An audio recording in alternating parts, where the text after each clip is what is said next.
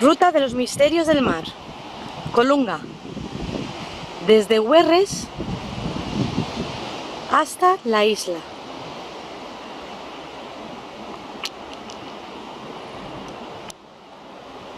Recorrido muy fácil para realizar hasta con niños.